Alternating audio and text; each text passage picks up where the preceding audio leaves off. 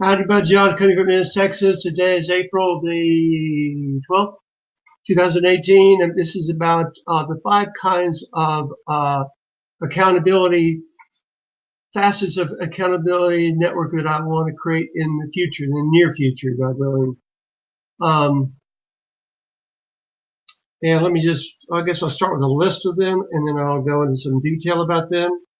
The first one is I want to use this book, because this book, Life's Healing Choices by John Baker. I'll talk about that more in a minute. As a guide for one of those, you can opt in, opt out, buy the book, work through it. We'll talk about it later. Second is what I call the first 5 steps. First 5 steps of the 12-step program. And just briefly, I'll go into this more detail later too. The first step is admit we're powerless over X, whatever that's alcohol, drugs, over shopping, workaholism, perfectionism, gambling, pornography. I'm powerless over it, but it's become unmanageable. Second, can I believe the power greater than myself could restore me to sanity? Third, turn my will in my life.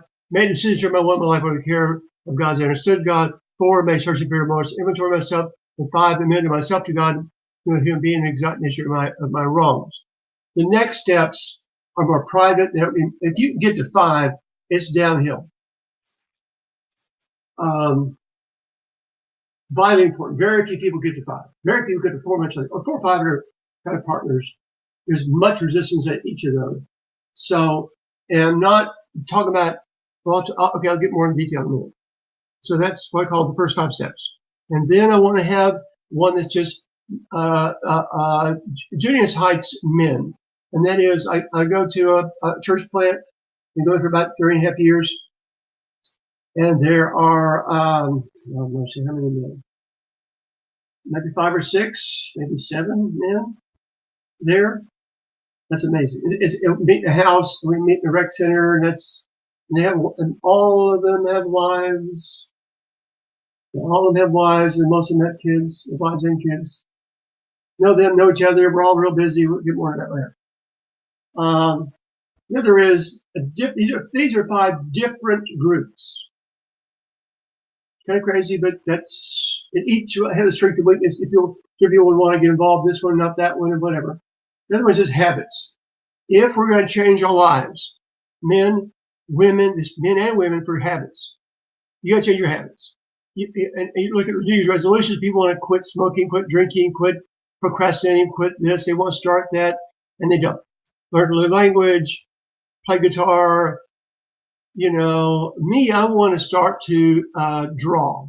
I want to start, and Zentangles is the thing I want to go into. It's kind of a semi-structured doodling, this kind of meditation.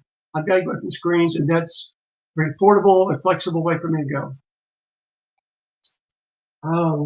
I've tried it before, and I've stopped and quit too many times to count. I just Zentangles look at the drawing. So, some people get exercise. I know so many people that want to exercise more. I'm adequate, and I walk, but I want to get more into working on my fitness ball, which is right there, and to do more qigong, which is like a moving kind of yoga.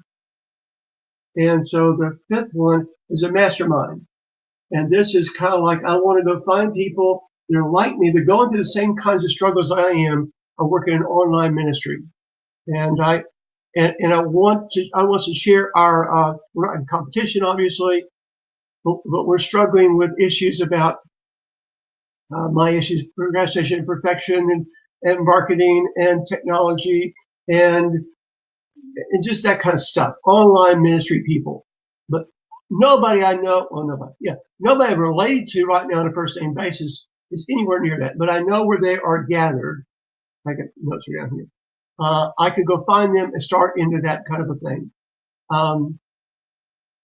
Those are 5 different kinds. And I'm in April, obviously. I want to get this going in the next, 1, 2, 3 months.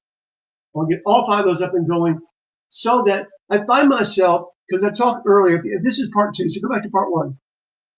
I find myself lonely, but not lonely like I'm just I remember a few times I've been snowbound my whole life, very few times, where I couldn't get out.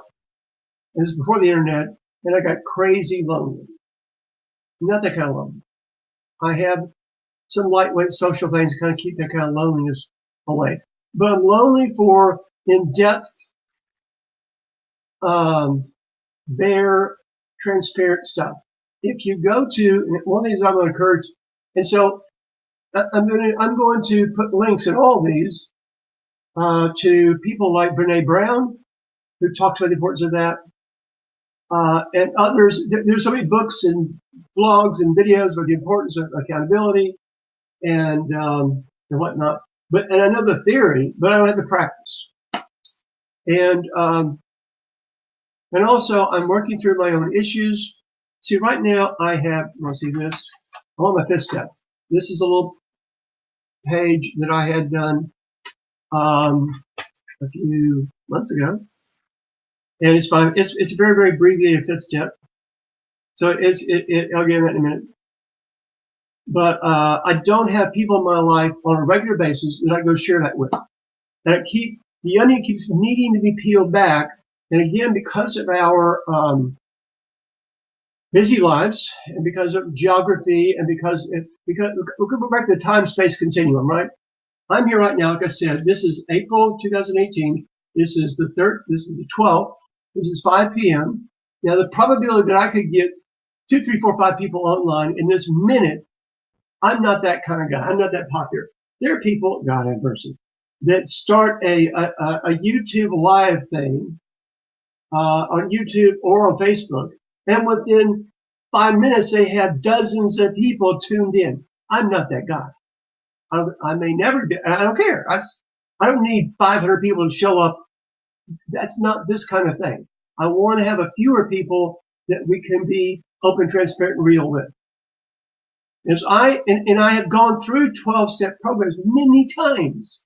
I know the great value. Even as I'm preparing and working on this work page again, it's starting to resurface and heal many, many old wounds. Some go all the way back to my teen years. Like a really big wound in my teen years has been really cleared out a lot lately. So that's the overview of the 5. And we go back to the quote is attributed to Mahatma Gandhi, is to be the change you want to see in the world.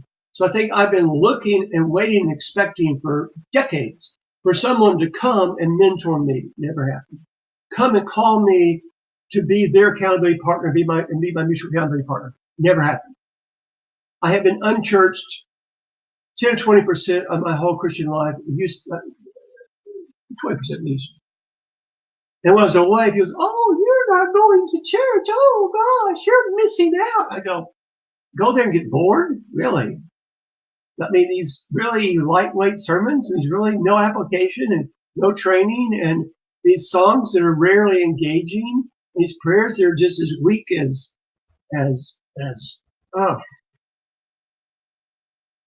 hold on. These are not spiritual, and they're not. And when I leave, it says, "You're forsaking the assembly of yourselves together." It says so. But if you keep reading that, it says, when you leave, you will be stirred up unto love and good works. Hundreds of church services I've gone to, I cannot remember one without stirred up unto love and good works. Never. They don't think about that. They don't say, "Oh gosh," well, they may say some kind of a benediction, but am I genuinely stirred up unto love and good works? And they'd say a little quickie prayer at the end. "Oh, go forth and love and serve and bye. Bye. Come back next week. Bring your money." Right. So I have a lot of issues about the church. And I'm not alone, by the way. Now, I just want a few people to say it out loud because it hurts so darn much. And here's the other thing, Lucille, because a lot of people I've talked to, I'm in my 60s, I'll be 64. That's my gray beard I really like.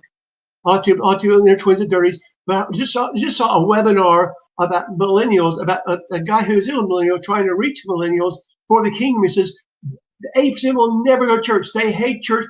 They think that it's an antiquated institution, will never come in, but they're spiritually thirsty. So how do you got to reconfigure outreach so the members know how to go out and serve and love people without judgment, without condemnation, without self-righteousness, and befriend them, and gradually they'll see the love of Christ, and they'll gradually come in. That's what's worked. This guy's been at for decades. He said that's what works. What doesn't work is this, oh, come with me to church and come with to our pastor, and you'll get religious too, just like me. Oh, it's like the that cover on the Keith Green album.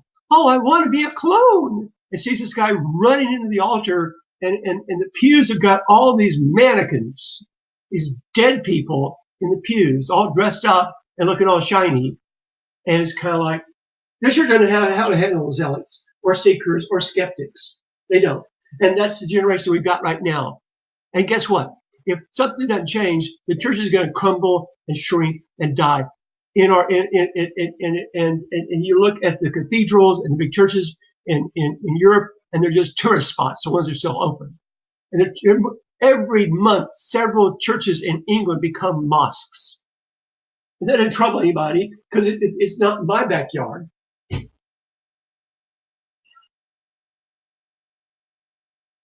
Changing the subject. See, we got to do this differently. If nobody's asked me to hold them accountable, when I was around, and I have done my best to be in the most progressive churches and small groups I could find for 40 years. I haven't just suddenly got a hold of Christ. This is 1977. I'm 23 years old. I'm now 64. That's 41 years. That's in many different churches, many denominations, many different sizes, mega churches, tiny churches, medium-sized churches, all over. And this is wrong. Where I saw accountability was in 12-step meetings with alcoholics. They knew if they were not serious and diligent, they would go back and get drunk and lose their job and lose their marriage, and lose their health, and wreck their car. And the only place I already saw serious accountability was with alcoholics. Somewhat with the druggies, much less, but alcoholics were the best example of accountability and sponsorship. Anyway, so that's 12 minutes. I'm going to try to now. Okay, I've got the overview, and we go in a little bit of depth detail. Maybe I'll break this into 3 sections. Yeah, let's do a third part, because I'm trying to keep this in chunks for your sake. I could rattle on for an hour, but I'm trying to learn to chunk it out. So pray for me. Here's better, and pray for the haircut too. Let's just. Shalom.